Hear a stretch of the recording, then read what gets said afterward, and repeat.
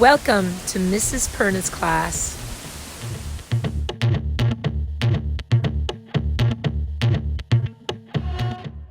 Masks were very important in ancient Mesoamerica. Mesoamerica is the area from central Mexico down through Central America. People used masks for a long time in plays, dances, and special ceremonies. Some masks were even made thousands of years ago. In today's video, we're going to be using many different metal tooling techniques to create beautiful metal masks.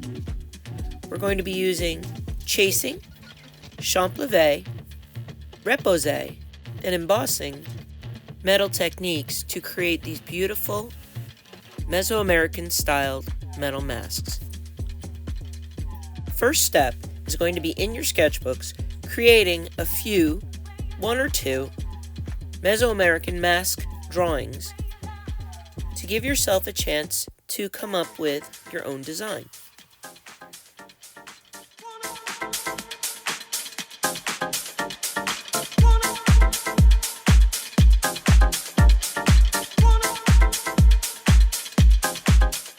The next step is to take your transfer paper and fold it in half, laying the edge of the paper over your mask design. We are going to redraw half of your mask onto the piece of paper. This will allow us to create a perfectly symmetrical design. So only draw half of it. Once you're done drawing it, make sure that you go back over your lines so they are nice and dark for the transfer process to work more easily.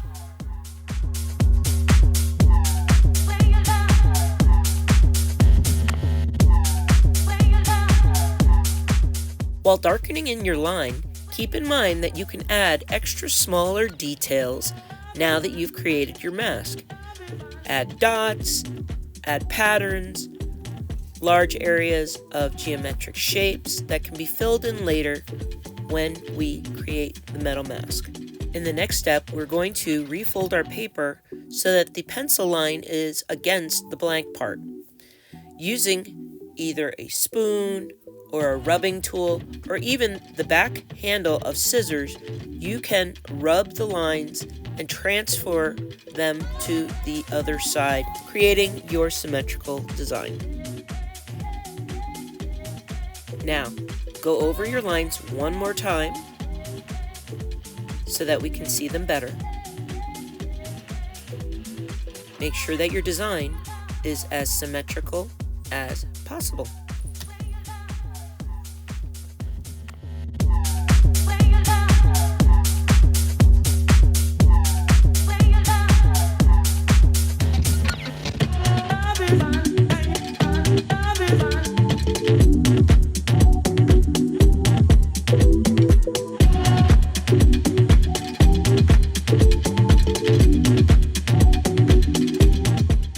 Now it's time to transfer our image onto the metal. You put your symmetrical image on top of the metal piece and begin tracing and adding your lines to the metal through the paper. Once you're finished with that, you need to go back over the lines again to make sure that the metal is embossed deeply with your lines. Flipping the metal over and adding designs from the back is called repose. If you follow along the edges of your embossed lines from behind, you can make them appear to have a 3D feel. Adding textures in the smaller areas from the back will pop it out in the front.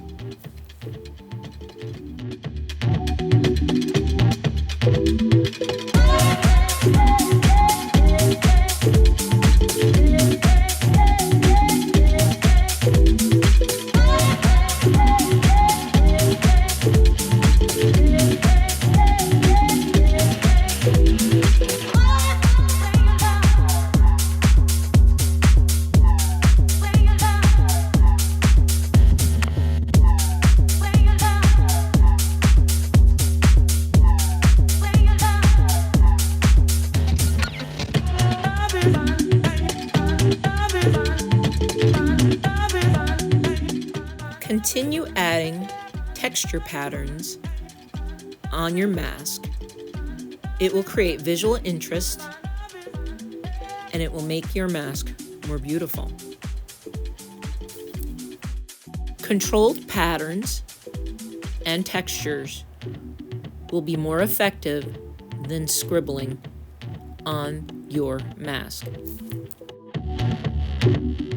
Don't forget, you can also do tiny detail chasing, means adding line from the front onto your mask. Also working from behind, you can create rivet effects by drawing small circles, flipping it over, and adding lines around those circles from the opposite side. Very carefully begin cutting out around your mask.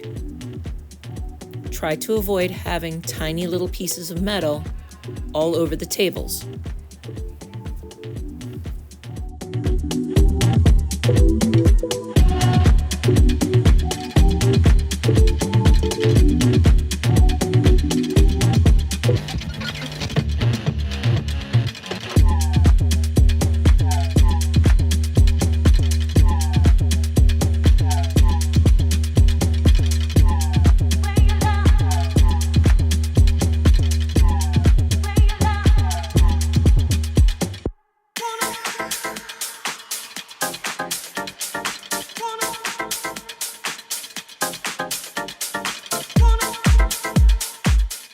When you're finished cutting out your mask, please try to gather the metal pieces together using a piece of paper, bring over the garbage can, and place it directly inside.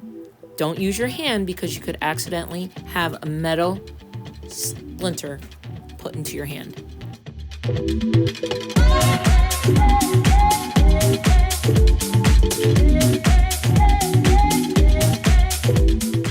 Now it's time to begin to embellish our designs. Each person gets to choose 2 feather colors. You may rip them apart, you may cut them, you can add them to the back of your mask so that they stick out in the front. Use masking tape to attach them. The key is do not allow the masking tape to show.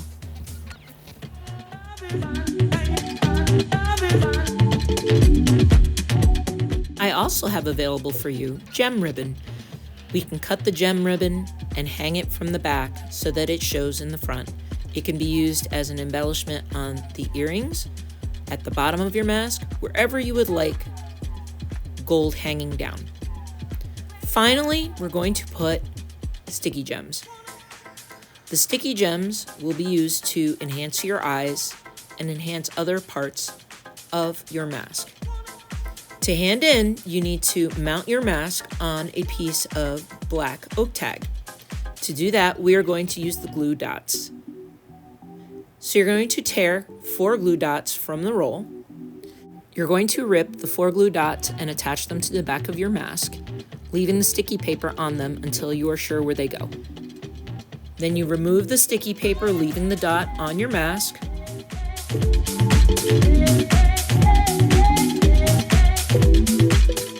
Remove the sticky paper from the glue dot carefully so you don't bend your mask up. Once you're finished, mount it, press gently where the glue dots would be. To finish up, you're going to put your name and secret code at the bottom of the mounting paper. Photograph your mask for Artsonia and go to the kids' table. If you would like to antique your gold mask, you can get some steel wool and very gently rub the surface of the gold. Doing this will expose the silver color beneath.